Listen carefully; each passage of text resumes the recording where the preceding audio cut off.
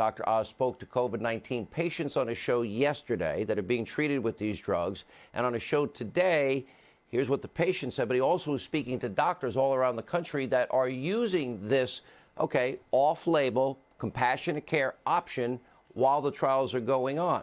This is what the patients had to say. So they got in touch with an infectious disease doctor who, at that point, after hearing my story, agreed to issue the drug. About 30 minutes later, they gave it to me. That was 6:30 on Friday night.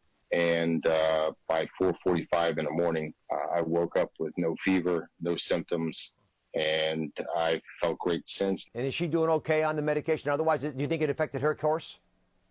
I'm pretty convinced it's going to have a very substantial effect on her course. So she just finished 3 days in the hospital. She's actually being discharged home as we speak. My condition improved by the next day. That my cough was improved, my shortness of breath was better, and my fever went away.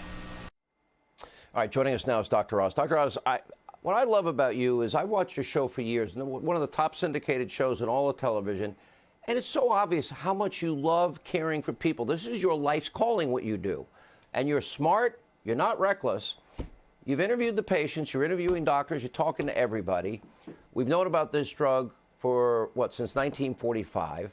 Tell us why you're looking at this as a possible treatment that could save lives. You know, I first learned about this study last week. It was relatively recent. Again, one is an anti-malarial drug and the other is Z-Pak, the antibiotic that so many of us use.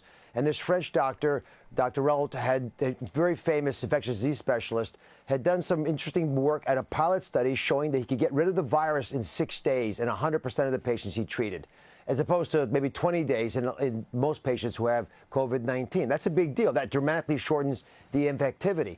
But, you know, instead of looking for a needle in the haystack, I became more like the magnet pulling in the needles. Before I knew it, I had the opportunity to interview Dr. Relt. I was very impressed by him. And I told the vice president today that what he told me at the end of the interview stunned me. He said that he thought it was unethical to withhold this treatment based on what he knew. Again, this is not a fly-by-night fellow. He's very well respected. And in France, they're looking at his therapies. They're using him in some hospitals. But he told me about the Chinese who had done a study. So I got that study. And sure enough, they'd actually used the medication, this anti-malarial medication, in this case without the azithromycin.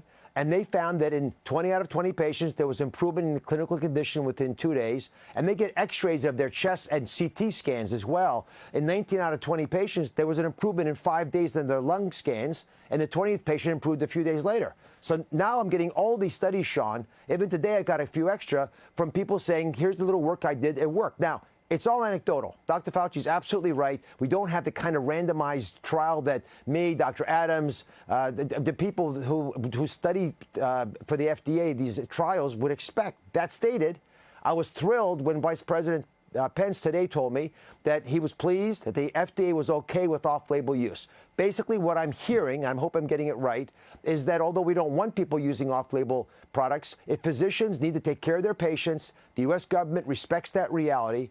And I was speaking to Governor Collier, the former governor from Kansas. He's a physician. He's back practicing medicine. He said, you go to war with the army you have. And he's on the show tomorrow, beautifully articulating why he is using that same combination of the malaria drug with the Z-Pak in his patients now in Kansas. He does not know yet if it's going to be effective, but he wants to give his patients the best chance possible. He doesn't have any other options. So until we get better results with other alternatives, he's going to give it a shot. You know, I love when the president did right to try. If you're maybe at the end of life and somebody says, hey, you might want to try this, I know I would try it. I understand it's off-label. I understand a lot of this is anecdotal. We'd all like clinical trials. Okay, that's going to take years. We don't have years. And some people, I know it's somewhat anecdotal, but it's so positive. What are the risks? They seem minimal. We know a lot about this drug. Maybe people with heart conditions and at high doses, long periods of time, issues with sight, correct? Exactly. And if you don't know how these two drugs work together, which is the big mystery, but listen, you have to have a doctor involved in this. There's already been one tragedy of a gentleman, you know, he took a version of a chemical that sounded similar. It's a sulfated version.